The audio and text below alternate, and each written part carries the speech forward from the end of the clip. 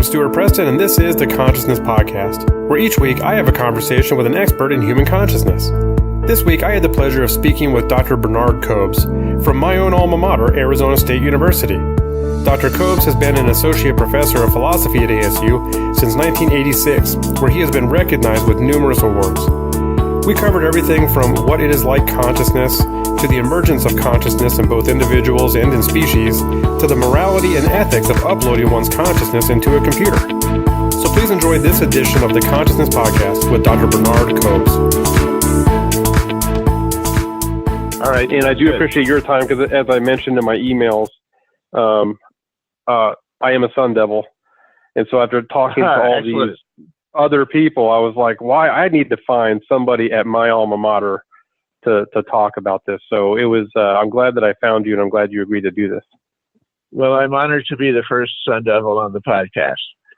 Yeah, awesome.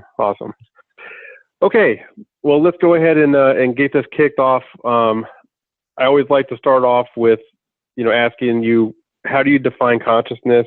Can you define it, or what does consciousness mean to you? Okay, good. So the first thing to say is some definitions are very theoretical, and I do not have a strongly theoretical definition of consciousness. But another kind of definition is to point to examples. And so that's what I'll do. Okay. The examples that I'll point to all have something in common. They all have in common that they involve a quality of experience. So, for example, when you wake up and you're conscious and you have sensations, you feel hot or cold, you feel pain, or you feel well-being, there's some quality to your experience. And so those are conscious experiences. And if you perceive something, you see that there's a tree in the distance, you hear that there's a burglar in your house, those are conscious experiences as well. And they have this second example involves accuracy or inaccuracy. So a third kind of example is conscious thinking, consciously moving from a premise to a conclusion. And there we can say that the conscious state can be evaluated as rational or irrational. And a fourth kind of example involves planning, consciously thinking about what's the best thing to do. And that can be rational or irrational as well. And moral categories can apply to those states. So to sum up, all my examples have in common that there's some felt quality to the experience, and they all have in common that they are the experiences of a conscious subject. So I can talk about a state being conscious, and I can talk about a subject being conscious, and they seem to belong to a fairly unified family. Some, but not all, can be evaluated for accuracy or rationality or morality. So that's my starting point in thinking about consciousness. And then we can talk about borderline cases, or we can talk about the origins of consciousness, but that's a further step. If we just start with some simple examples, that strikes me as the best place to start. Okay. Yeah, I think we'll get into origins here in a little bit, and if not, we'll come back around and try to address that.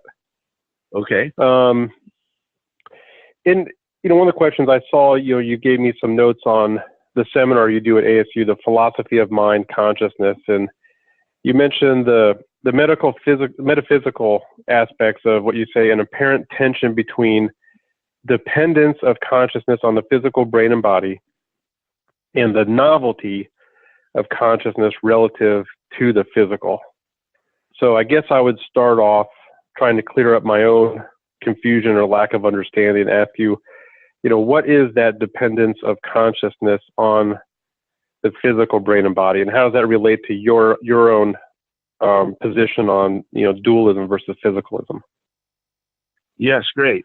So I think that we live in a fundamentally physical cosmos. And so by physical, I mean the kinds of particles and fields and phenomena that are discovered by physicists, and the ways in which those physical things compound into more complex things. And there seems to be a hierarchy from the elementary particles to the atoms to the cells to the living things, the living tissues, the living organisms, the living brain, and then finally to the psychological states of the brain, the conscious states in particular. Now, at each stage, we get some distinctive kinds of laws and processes going on. And in the case of consciousness, we have both a dependence on the brain that is very intricate, and we know that from neurological studies. We know that from some simple things like the psychoactive effects of drugs that mimic the chemical structure of the neurotransmitters in the brain. So there's very clear dependence on the physical. But on the other hand, I think there's something novel about consciousness, something that isn't understood or clarified fully in terms of its physical basis. And so that's the phenomenal quality of experience, the way experience feels to the subject. I think there's something novel about that, something that I would call non-physical, a non-physical aspect to consciousness. And so the area where I'm most focused on is trying to do full justice to the dependence, but also to do full justice to the novelty of consciousness. Now, as you know, what do you mean by the novelty of consciousness? Well, can I right? Let me situate it first with respect to an older tradition, which is the dualist tradition of our religious communities and of some ancient philosophers like Pythagoras or Plato, and some philosophers from the modern period like Descartes. And there the thought is that the mind is something that could exist all by itself, that could exist free of the physical world. And so I want to reject that kind of traditional dualism. And so here I'm trying to do justice to the dependence of the conscious mind on the physical world. I think the older dualist tradition failed because it did not sufficiently recognize the dependence on the physical. So a reaction set in where philosophers and scientists either denied consciousness or they said that consciousness is just the same thing as a physical event in the brain. And so I want to deny that too. I want to say consciousness is not simply identical to what's going on in the conscious brain. So that's the element of novelty. Consciousness is not the same thing as a pattern of electrochemical activity in the brain. And why is that? Well, the main kind of argument that I rely on is one that, first I'll just give you a very sketchy explanation of it, and then we can go into detail if you want. But the idea is that if you have full knowledge of what's going on in the brain, there's still something missing in your grasp of the nature of consciousness. If all you have is the knowledge of the physical stuff going on in the brain or in the rest of the world, you are missing something in your understanding of reality. So that now there's a couple ways to try to make that more vivid, and one of them involves a thought experiment with Mary, and another one involves a thought experiment with a mathematical archangel. And so I don't know if you want me to go into that in a little more detail, but just to sum up. Yeah, I think that'd be interesting. I know that I think I had that a little later on here, but yeah, if that applies here, I think it would be interesting to talk about those thought experiments. Okay.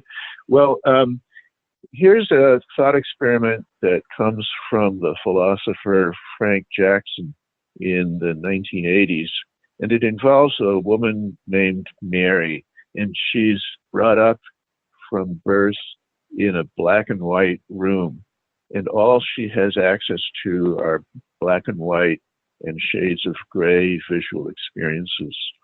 And so Mary is quite brilliant, and she has access to video technologies that allow her to see black and white images of things in the world and to read black and white textbooks and their diagrams and equations. And so she starts to study color experience, but without actually having the experience of such colors.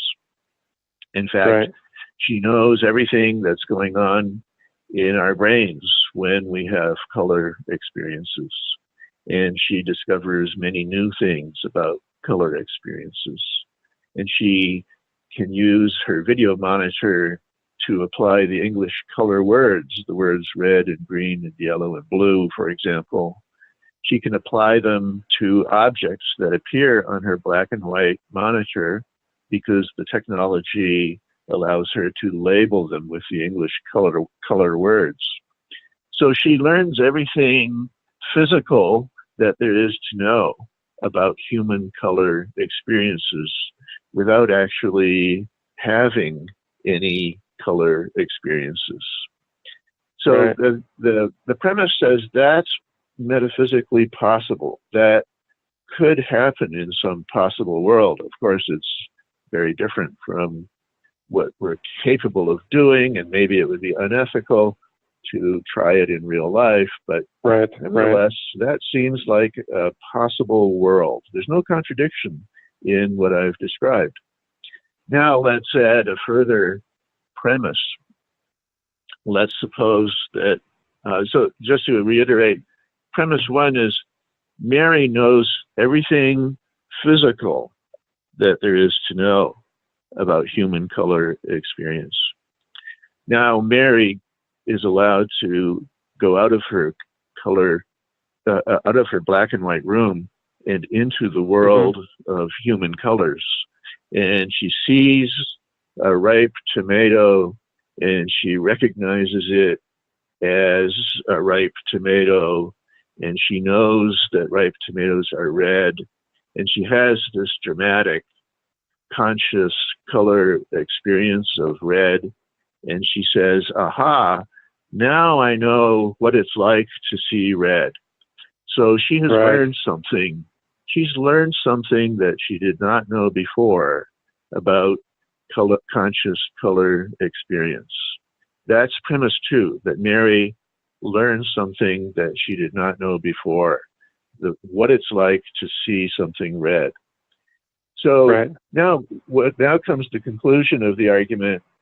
If she knew everything physical that there was to know, but she didn't know everything that there was to know, the conclusion is there are some things about color experience, the what it's like aspect of it, that go beyond the physical nature of conscious color experience. That's trying to make vivid the element of novelty. The what it's like aspect is not fully explained by the physical nature of what's going on in the brain. So that's one kind of argument, and then a related argument comes from a philosopher named C.D. Broad in the 1920s. And C.D. Broad imagined a mathematical archangel. So here's the idea.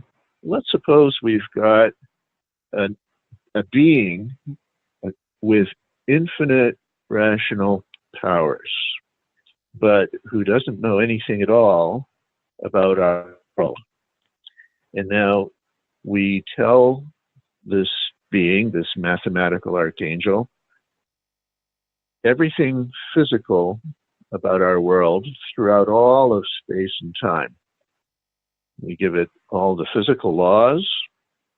We give it the positions of all the fundamental particles. And we give it the outcomes. If there are some random processes in quantum reality, we give it the outcomes of all of those random events. And we give it the structure of space-time. And now we let it loose with its rational powers to deduce all of the emergent levels. And so here it goes. It deduces that these elementary particles combine to form atoms. And it can do that because all it requires is the basic information plus its rational computing powers. And then it deduces these atoms combine to form molecules. And then it deduces that these molecules can combine to form long chains, the proteins and the peptides. And then it deduces that these combine to form living tissues. And the thought is it can do all of that just from the physical basis plus its rational powers. And finally, it can deduce there are living organisms with living brains. But now, Charlie Dunbar Broad, C.D. Broad said, look, there's going to be a barrier at the level of conscious experience. The mathematical archangel, even though it has infinite rational powers, will not be able to know what it's like to be conscious for these beings that it's studying. And so that's related to the Mary thought experiment. It seems to me it has a plausibility to it that makes vivid the metaphysical novelty of our conscious experience. That what it's like. Yeah. The what it's like consciousness. Yeah, and sometimes to call these aspects of consciousness, we use the term the phenomenal qualities of experience. And so that's a term that I'll use to refer to the novel features of our experience, those phenomenal qualities. And is that the phenomenal qualities? Is that also referred to as the qualia? Yes, and so sometimes people use the Latin term qualia for those qualities, and I'll use that phenomenal quality. Phenomenal qualities. Yes. All right, good. I'll stick with English. I like that. Okay. So, and I guess maybe as an extension of this, and what you're talking about, I know you've talked about this. What is it like? What it is like consciousness as layers, and as you describe these thought experiments, I can kind of see layers, because there's the physical world and understanding the laws and deducing certain things from that, but there seems to be a whole nother layer, if I'm understanding you correctly, where you go into the metaphysical and where the consciousness is. But can you describe these layers, and also something I think you called emergentism? Yes, and so emergentism is a family of theories. One of the key figures in the development of emergentism was the British philosopher John Stuart Mill, who in his book, A System of Logic, described laws at different levels of complexity in the world. And so that's a theme that really took hold in the British philosophical tradition. And so sometimes we call this tradition British emergentism. And it followed through George Henry Lewis, who first used the term emergentism. So John Stuart Mill did not use the term, but George Henry Lewis did. And then Samuel Alexander and C.D. Broad, whom I've already mentioned. So these were figures who wanted to, as I mentioned earlier, they wanted to capture the dependence of all reality on the fundamental physics, but also to do justice to the novelty of what was going on at the layers of complexity. Now, one thing that they built into their emergentism, which turned out to be wrong, was they thought that at each level of complexity, some new kind of force would arise, and they called these configurational forces. And so when a matter arranges itself into molecules, they thought there would be a force that would be new, that would apply to the molecules, that would supplement all of the other fundamental forces of physics, like the electromagnetic forces. And and then they thought with living things there would be a new kind of force, and with consciousness there would be a new kind of force. And so those were called configurational forces. And that turned out to be a misguided idea. So what I want to do is capture what was good about British emergentism, but to do without the configurational forces. That is, we don't have brand new forces in living things that go beyond the forces of physics. We don't have brand new forces of consciousness that go beyond the forces of physics. Nevertheless, what they got right, there is something metaphysically new, something metaphysically novel at the conscious level. And what is that? And so that would be what I mentioned earlier, the what it's like aspect of experience. Okay. And so I think another thing I should stress is that at each layer of complexity, we have distinctive levels of description and explanation.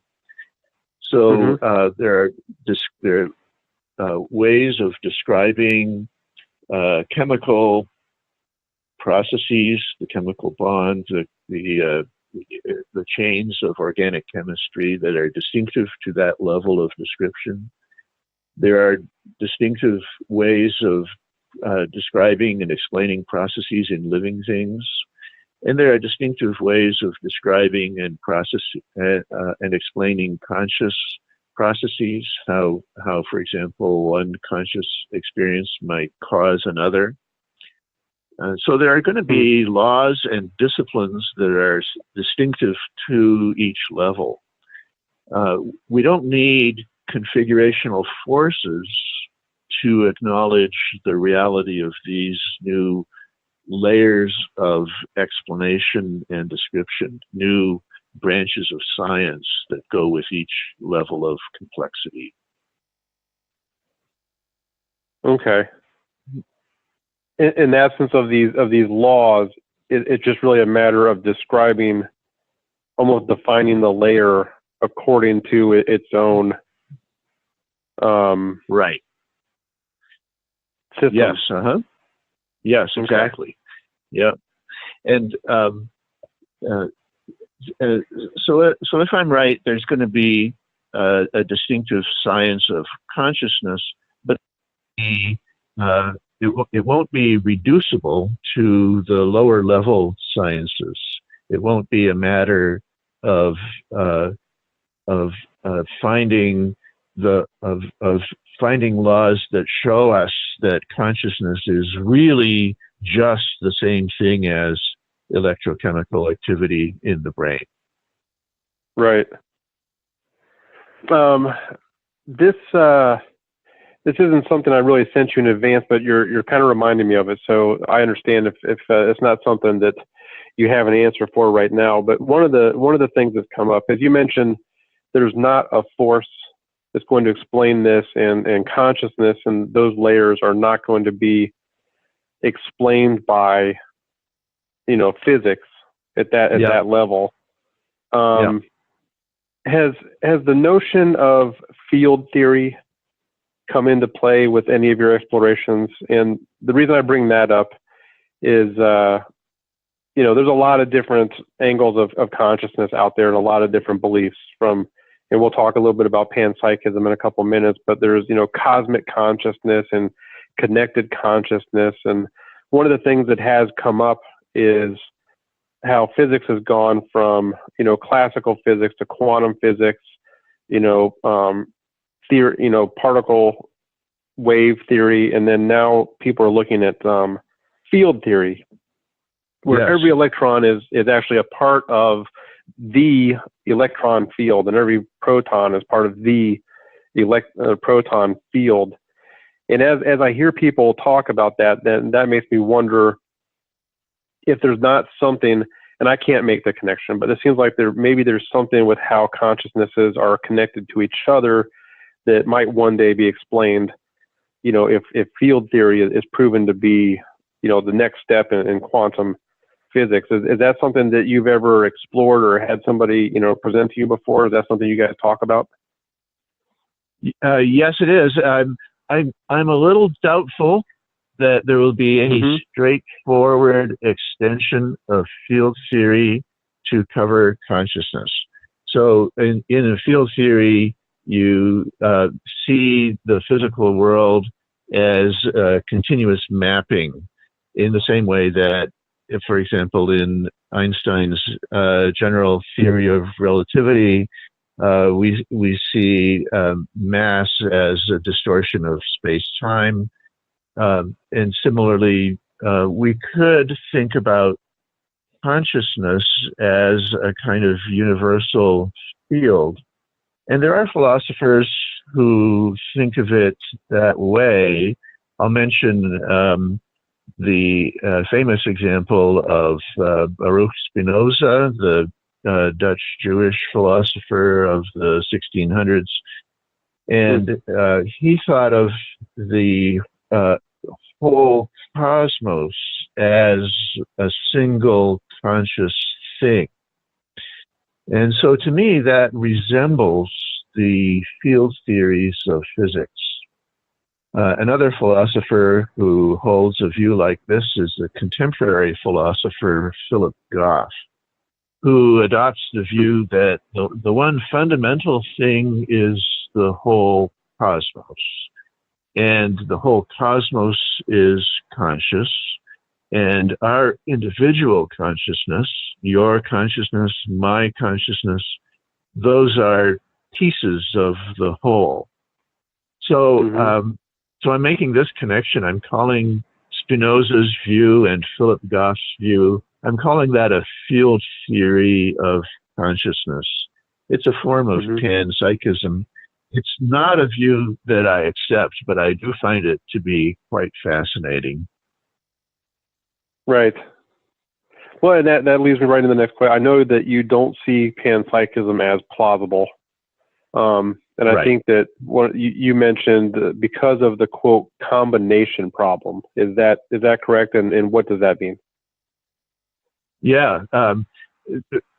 If we think about the most simple, primitive forms of consciousness on the scale of complexity of living things, or if we think of it in evolutionary terms, as life developed, at what point did consciousness arise? I tend to think that my conjecture is that consciousness is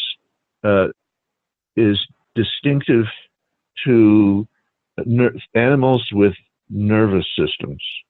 And so just about any multi-celled animal has a nervous system.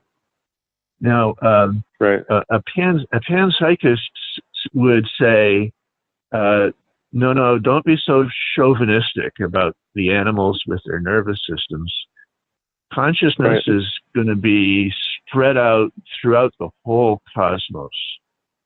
A panpsychist will say, for everything that exists in especially at the level of fundamental particles of physics, we can ask, what is its intrinsic nature? Not the quantities that can be measured by the instruments of the physicist, but it's inner perspective. This, for a panpsychist, this is a question that you can always ask. And a panpsychist's answer is there's something like consciousness to everything that exists, including, for example, the electron or the quark of fundamental physics. Right. So even that fundamental, because I've heard it mentioned like a stone or a rock, but even the most fundamental particle has some element of what it's like to be that. That's right. And a lot of the motivation for this view comes from Bertrand Russell in a 1927 book that he wrote called The Analysis of Matter. And Russell held that physics only tells us the measurable relations among things. Physics remains silent on the crucial question of its intrinsic internal nature. And the panpsychist comes in and says, aha, you know what? Here's my answer. There is something conscious or proto-conscious that we haven't yet recognized in physics that is the intrinsic internal nature of the electron or of the quark. So when you get to the brain of the multi-celled animal with a central nervous system, that's going to involve a kind of concentration or aggregation of all of the psychic or conscious features or proto-conscious features of the particles that make up that brain. So that's a version of panpsychism. And just to say briefly why I'm reluctant to buy into this, I think it's really hard to see how you could combine two elementary particles and to make a single conscious thing out of them. And so this is called the combination problem. And it goes back to the philosopher William James pressed this as a difficulty. And he gave a colorful example. He said, look, if you take 100 people and each individual is conscious and you pack them tightly together, it doesn't follow that you're going to get a single conscious being out of them talking to each other or packing them together physically in space. So if you can't get a single conscious being just from conjoining individual human consciousnesses, the same problem would seem to arise for the conjoining of the conscious particles in the panpsychist world picture. And so that's called the combination problem. It strikes me as a good reason to stay cautious about panpsychism. Yeah, I can understand that. What about the cases of where in an individual you cut the corpus callosum and you end up with the two hemispheres of the brain and you almost end up with two different consciousnesses? Yeah, and I would even, right, thank you. I would even delete the word almost. I think you do end up with two individual consciousnesses in those cases.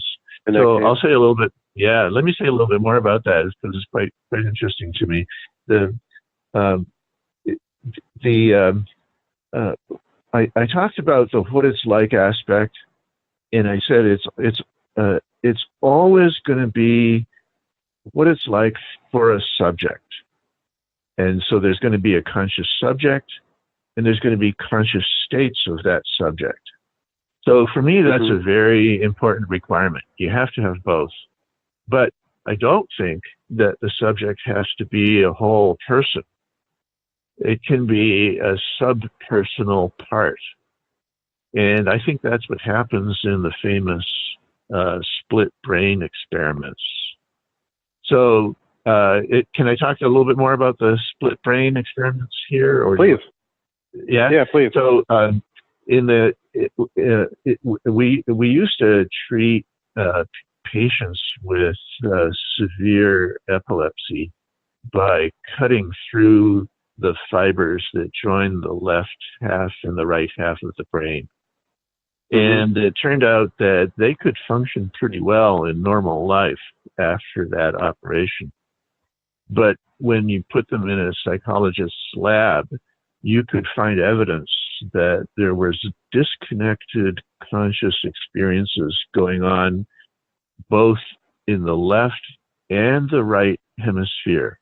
Those conscious experiences could be in conflict with each other. They might, for example, look at the word, a compound word, like the compound word penknife. And if you flash the stimulus to the subject in just the right way, only the right hemisphere sees the word pen, and only the left hemisphere sees the word knife. And so there's evidence that the right hemisphere thinks that the word was pen. And this is a conscious experience in the right hemisphere. And only the left hemisphere thinks that the word was knife. And this is another conscious experience in the left hemisphere.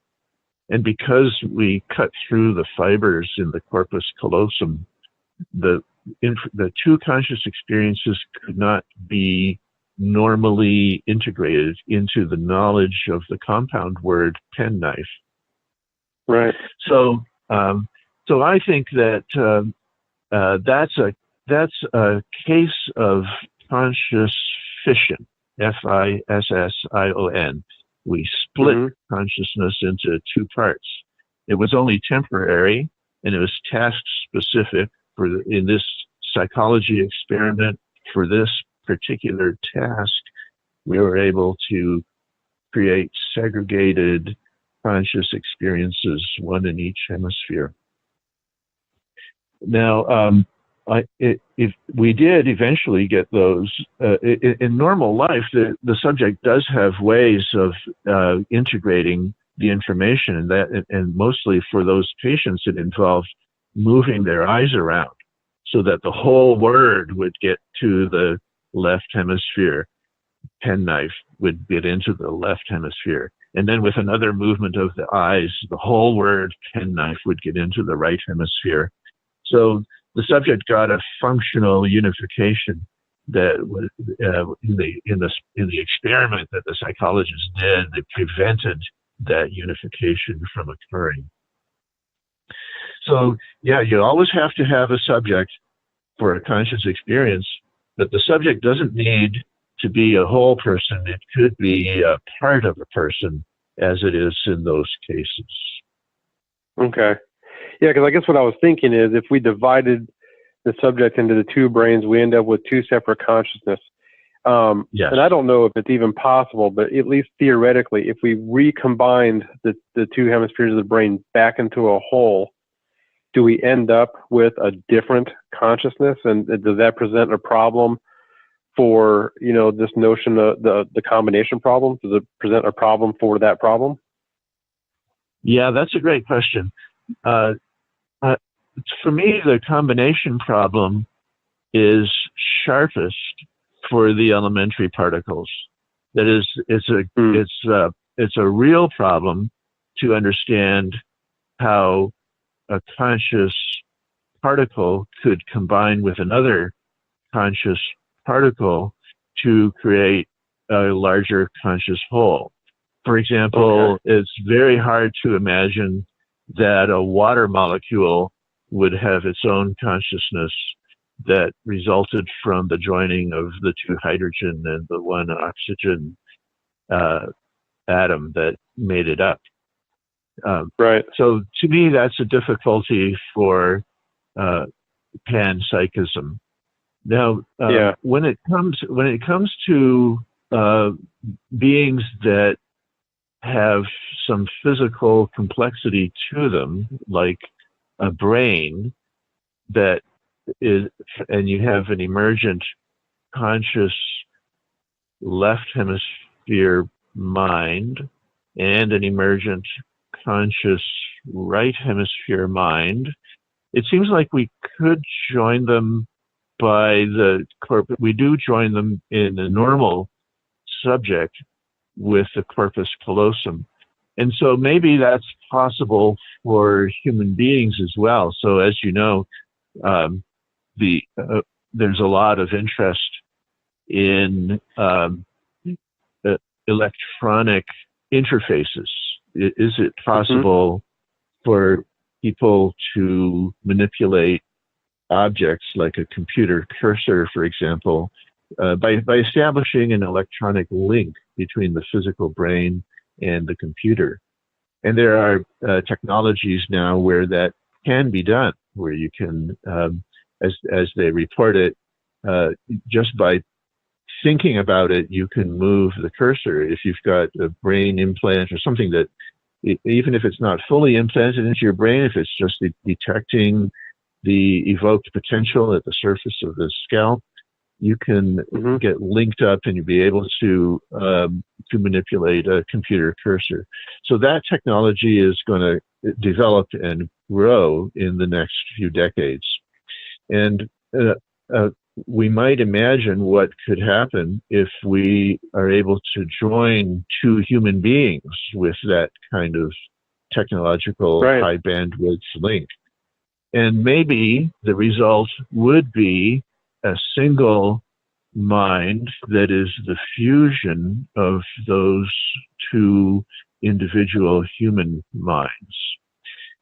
So I do think that's a plausible scenario, and one that might really happen, not, I think, in your or my lifetime, but in the lifetime of our species. It could really happen that we create new forms of joint consciousness by the splicing together of two brains with a high bandwidth link. Yeah, that would be pretty exciting. And I can also see through your explanations that that's really not so much of a panpsychism discussion as it is a whole different element of that's right. Yeah. Combining. Right. And I did worry about this quite a bit. And I think the problem for the panpsychist is that there's nothing comparable to a high bandwidth link that could join the conscious elementary particles. So, for example, if you have a quark and an electron, there's no way that you could join them with a physical link, because the physical link would be much larger than those elementary particles are themselves. Right. Okay. Yeah, that is fascinating. Thank you for that discussion. That was very interesting. And so as I mentioned, I'm developing a kind of emergentist theory, and I think we might not be done yet with the kinds of emergence that are possible. So we don't know. The future is open. We haven't necessarily reached the end of emergent complexity. There are science fiction scenarios that might have echoes in the future of our species, where we create new forms of consciousness by our biological and technological links between people. Yeah, and then in doing so, and then I'll pull us back to our original questions. But when you bring that up, that creates all kinds of moral and ethical questions. Because if you can combine two consciousness to make a third, suddenly you're responsible for the moral and ethical treatment of that new consciousness. That's right, and of course there are political and social questions. If we already know that information technology is making the problems of social inequality worse. If, for example, it turns out that we can achieve a kind of immortality by transferring our minds to a larger technological system, then that's obviously going to raise very serious ethical questions and questions about equality and justice as well. Right. Yeah, interesting. I wanted to talk to you about this. Oh yeah, go ahead. Can I mention? Yeah, on the same topic, there's a lot of interest these days in the theoretical possibility of downloading one's mind onto a computer. Right. And as an emergentist, I think that is a serious possibility. Is we don't really know what kinds of physical systems consciousness can emerge from. So the ones that I think we do already know about are the animal central nervous systems. But I think it's a wide open question, something that nobody really has yet a good understanding of, whether a silicon-based or a neural network, an artificial neural network created by, say, Google, whether that could support consciousness. And right. I think the answer is probably yes, but our understanding of consciousness is too primitive so far to really say with confidence whether that's possible. Right. Yeah, and I guess in the science fiction world, it's almost like it might appear by accident, by creating something with unintended consequences of suddenly something becomes conscious. Yes, that's right. We don't have the full understanding. Yeah. Yeah, we are going to have increasingly sophisticated robots that we interact with. And at first, those robots are not going to be conscious. But as they get better and better at dealing with fine-grained problem-solving situations and at dealing with us and our emotional needs, are the robots eventually going to reach a level at which they're conscious and at which we start having to treat them as having the rights that accrue to a conscious being? I think those are interesting questions that that may very well become real. They're real open possibilities for our technological future. Yeah, I agree. I mean, it's these self-driving cars might be our first experience with that, the way they're already having to make decisions on whether or not to run over somebody, and That's we're already right. giving them driver's licenses, and it's interesting. That's right. Yeah. Okay.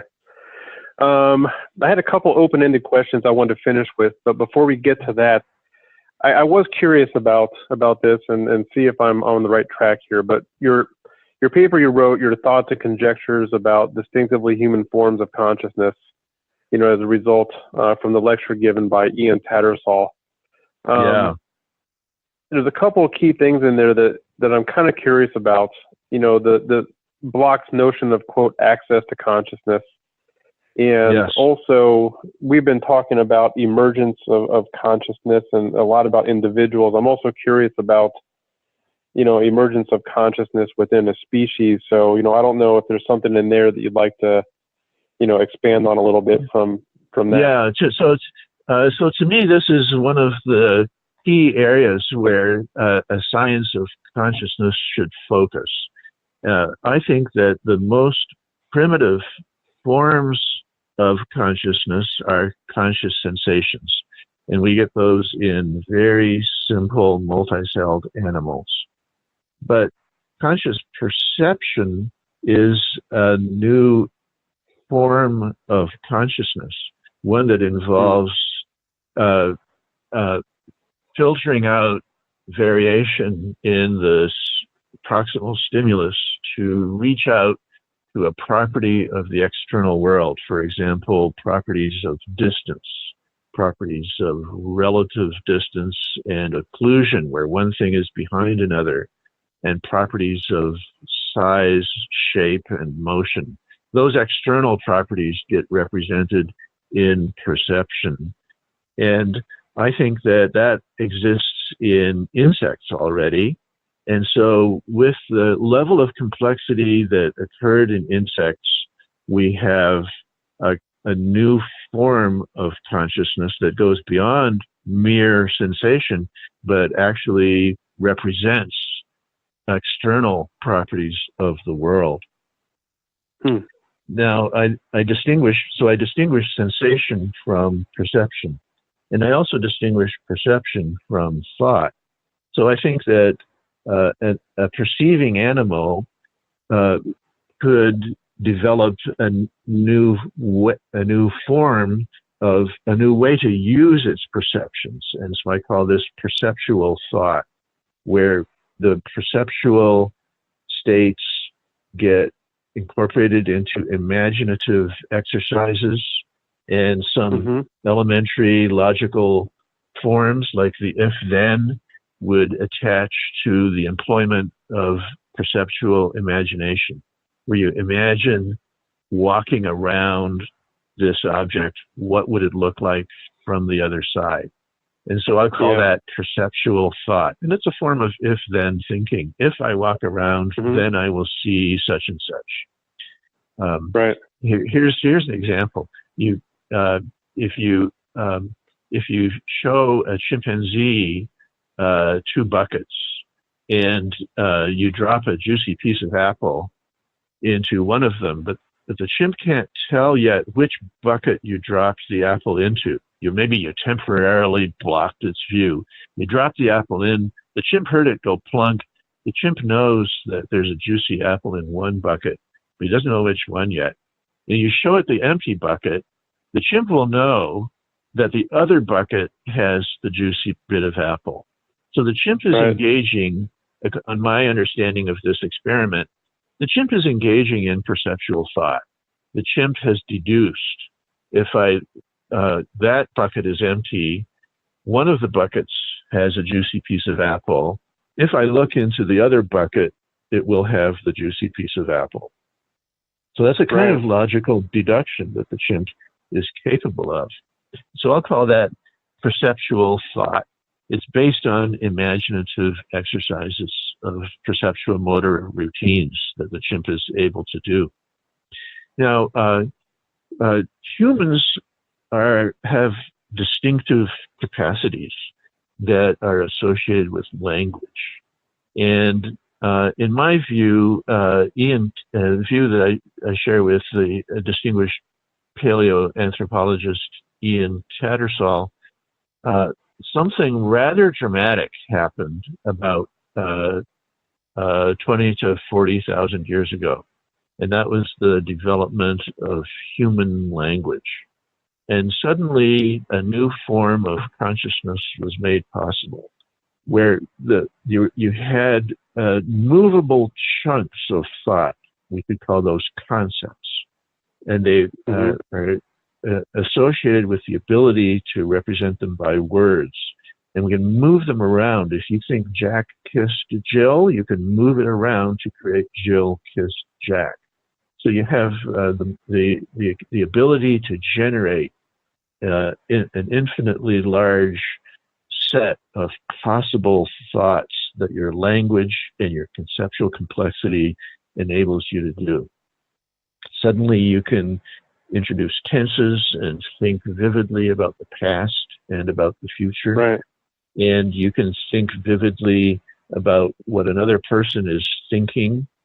And so there were dramatic increases in mental time travel, mental planning, mental memory, dramatic increases in social understanding, in mind reading of others. And so I'll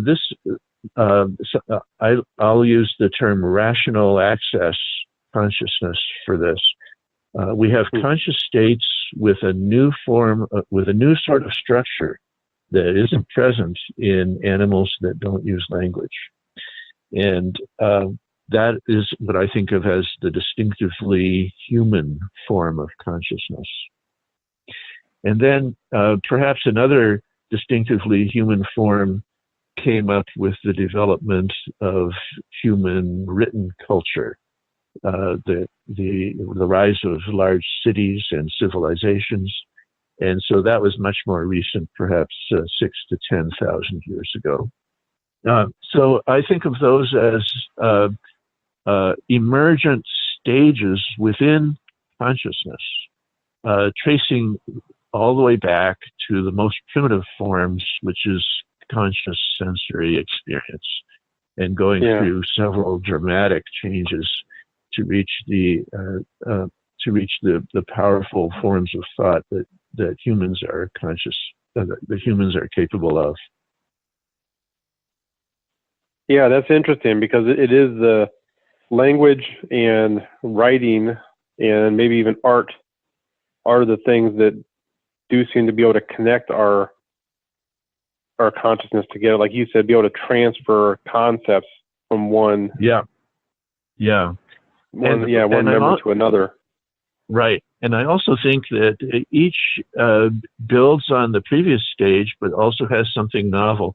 So the structure of dependency and novelty, I want to apply that to these stages in the evolution of consciousness.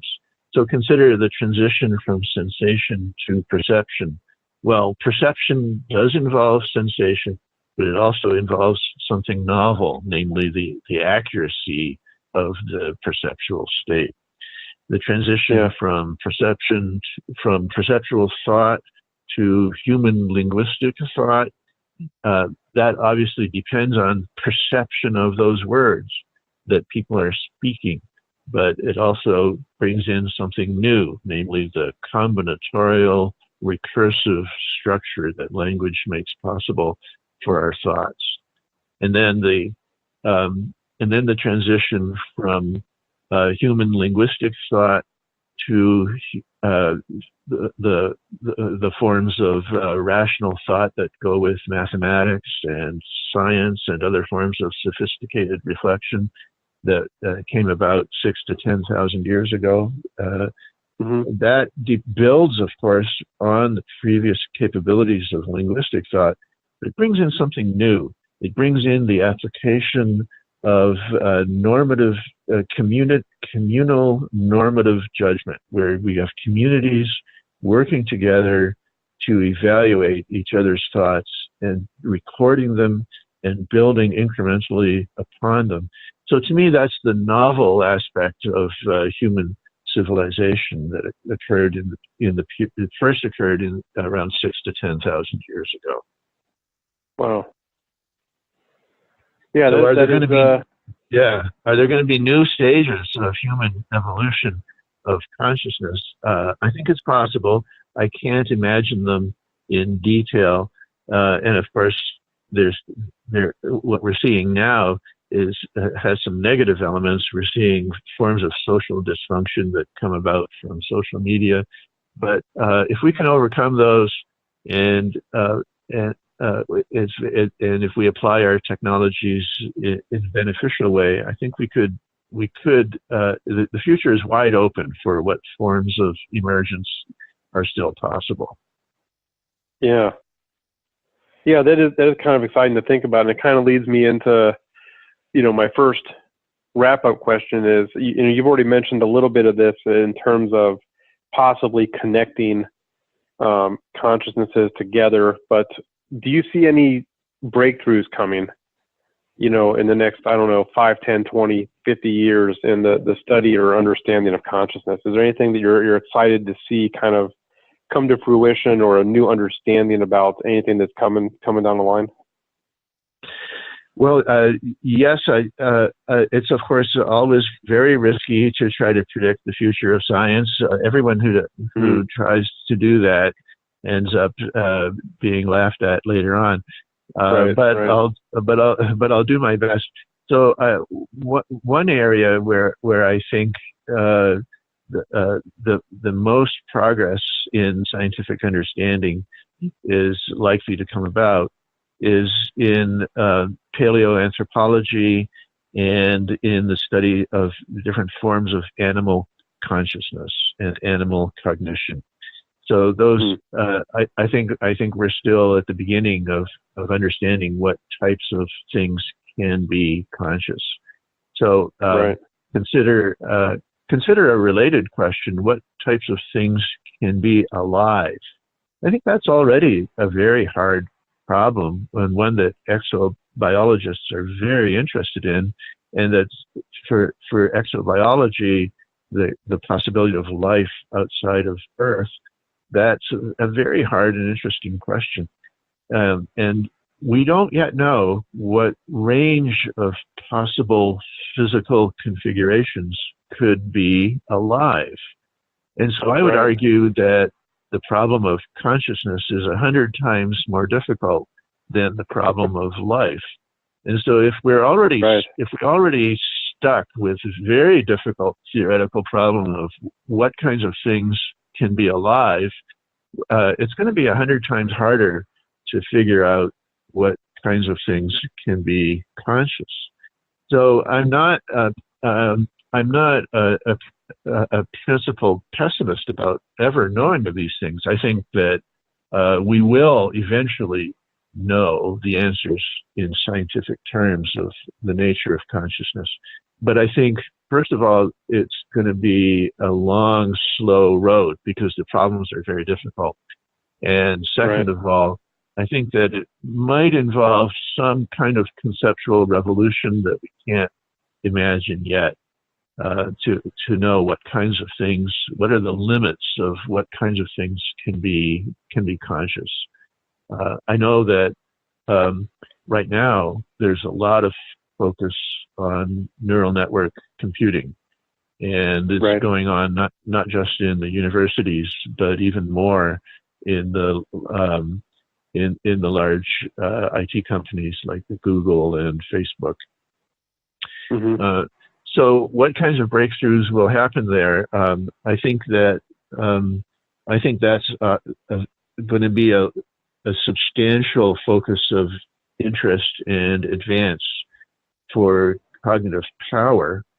Now, the relation between cognitive power and consciousness is something that nobody really understands very well yet, right? So AI is going to develop rapidly in the next few decades, but whether that will be an advance in conscious machines, that's a very difficult question, and I really don't have any insights into whether the AI systems that Google and Facebook are developing, whether those will actually be conscious. Yeah, it will be exciting to find that out, because I think the other thing you had mentioned earlier about transferring of one's consciousness and one's mind is obviously going to, be a big part of that development of neural networks and AIs. Yes, indeed. Mm-hmm. And handle it, yeah. Yeah. Another question, and I'm not sure that this is even a relevant question to the things that you presented or not, but I like to ask it anyway, is do you think that one's consciousness, because we've talked a lot about the theory of consciousness and bigger pictures of consciousness. When you think about one's own consciousness, is it something like a muscle or knowledge or wisdom that we can develop, that we can exercise it, improve it, expand on our own consciousness? Is it something that we can mold and play with like clay? That's a very interesting question. Part of me wants to say yes, but another part of me is impressed with how difficult it is to engage in such exercises. So here's a related question: how easy is it to improve our rationality? The psychologist Daniel Kahneman developed a lot of very interesting insights into human rationality and human irrationality. And when people asked him, can we use this to improve human rationality? His answer was, look, I wrote the book. It didn't improve my own rationality. So I think theoretical understanding of these issues is not going to translate very easily into human improvement. That's going to be a painful process that will rely a lot on techniques that we already have, techniques of education, of moral formation, of moral argument and criticism, and engaging in the kinds of struggles that we're all very familiar with to become better individuals and to become a better society. I don't see the theory of consciousness as giving us any kind of fast track to a solution to those difficult moral and social problems. Right. There are also, as you know, there are religious traditions, and some of them emphasize meditative techniques, and those are ways of manipulating your conscious contents and the structure of your consciousness. They aren't easy. They involve training. Understanding consciousness, I doubt that will make it easier. It might give us new insights, and a lot of people have been thinking about Buddhist meditation techniques and its relationship to the theory of consciousness. And we might gain some new insights into that form, and I think we will. But if people are hoping for a magic bullet, which part of me does hope for, another part of me is going to say, don't engage in wishful thinking, whether it be philosophical or scientific wishful thinking. Be aware of the difficulties of our moral and social and rational efforts, and they involve education, and they involve training, and they involve serious and responsible discussions within the society. Yeah, it seems to be a common theme in life is don't wait for the magic pill, put in the hard work. Yeah, right, exactly. Yeah. All right, excellent. Well, in addition to everything we've discussed here, I know we didn't quite get to all the questions I sent over, but in addition to all this, is there anything else that you'd like to make sure and get out there? Well, I think we've covered the main things that I wanted to talk about. I think that the idea of stages and forms of consciousness is an important one for scientific focus, and I think it will also give us a greater understanding of animal minds. And I think that there is a moral aspect to that as well. The idea of empathy and the idea of compassion is connected to our understanding of the minds of other people. And that includes people who are very different from us, and it also includes animals. Right. Good point. Yeah, I know another one of my guests turned into a vegetarian. Oh, interesting.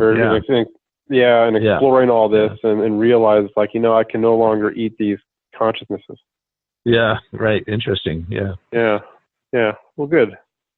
Well, thank you for bringing that up. And again, I'm really grateful for your time, Dr. Codes. I think all your students at ASU and your colleagues are fortunate to be able to spend even more time with you and learn from you. So I'm grateful for your time here today and really appreciate all your answers and explorations with us at the Consciousness Podcast.